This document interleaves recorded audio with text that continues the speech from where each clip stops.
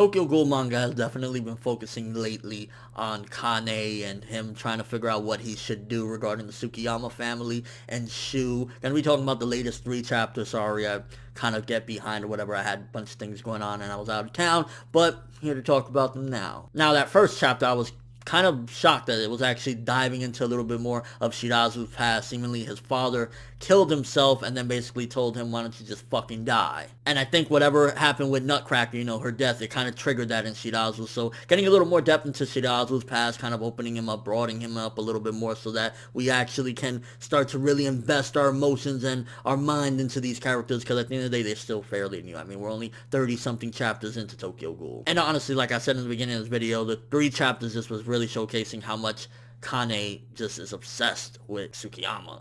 And I believe it's 34 when the little camera dude, chick, whatever, basically told him, why don't you just serve another master? He flipped the fuck out. So, I mean, it's clear as day. The dude is obsessed with Tsukiyama, probably in love with him, whatever. It is what it is. And honestly, that entire chapter, for the most part, what it provided was a little bit more into Shirazu, getting a little more of his growth and understanding his character, and at the same time understanding, yet again, Kane, he wants that Tsukiyama booty.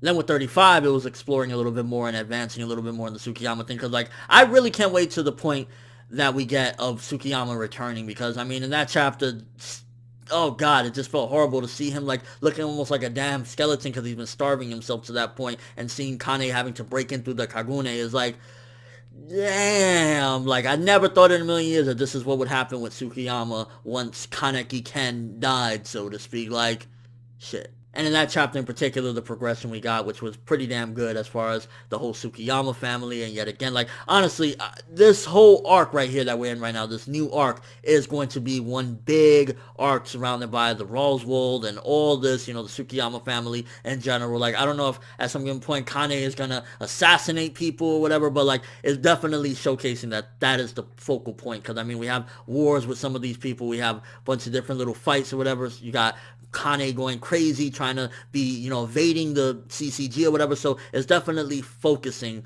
on them. This is their arc right now, which hopefully means that at the end of the arc, even if he looks pale as fuck and fucked up, Tsukiyama will return to his fortissimo greatness. And yet again, Uta's character intrigues me, because when Sasuke shows up in there, he could easily say, listen, I was a part of the crew. I know all about you. I'm going to tell you, I'm going to break it down right now, exactly what's going on, who you used to be and whatnot.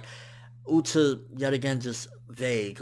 If he was a character, if I had to pinpoint a role on him right now that is familiar to the audience or whatever, he's sort of like an Orochimaru-esque type of character. It's don't really know, is he good, is he bad, why is he helping, but then, at the end of the manga, what he did, laughing with Period, who the fuck is Uta? And then with chapter 36, finding out a little bit more about Kijima, he used to be an interrogator or whatnot, your dude's fucking creepy. He's a creepy motherfucker. And yeah, honestly, the 3 chapters, while they definitely felt like they were very chunky and they had, a lot of information and whatnot, for the most part, it was just mainly, advancing in the whole Kane's, decision and whatnot and which way he should go. I mean, it's either you go with, saving Tsukiyama, you go with saving Shu, so to speak, or the whole situation with the family. So it's a couple different things going on, honestly. I mean, it wasn't the greatest chapters or anything like that. I'm not going to sit here and lie. A lot of them were just fine, alright, good, or whatever. It was mainly just advancing slowly in the direction to get to the next major plot point, whatever, but it was alright.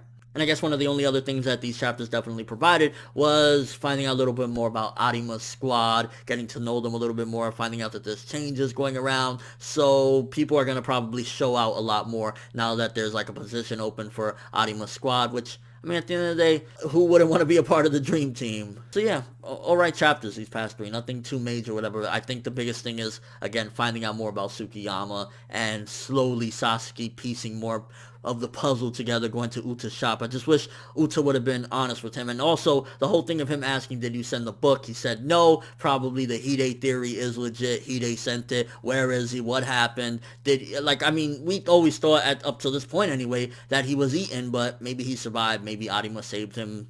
Who the fuck knows? But let me know what you think. What do you think of these past 3 chapters? What do you think about Tsukiyama? Will he return to his greatness at the end of this one? What is Kane gonna choose? And what do you think about this Kijima guy? Like, I don't trust him for a second. I mean, he's just like one of those shitty little warden characters that are like assholes. And your overall thoughts. But that's all I have for this one. Thanks for watching. Hope you enjoyed. If you liked anything I had to say or enjoyed the video, drop me a like. I'd greatly appreciate it. And if you haven't subscribed, if you do so as well, that'd be amazing. I'm ForneverWorld, and as always, people, have an awesome day.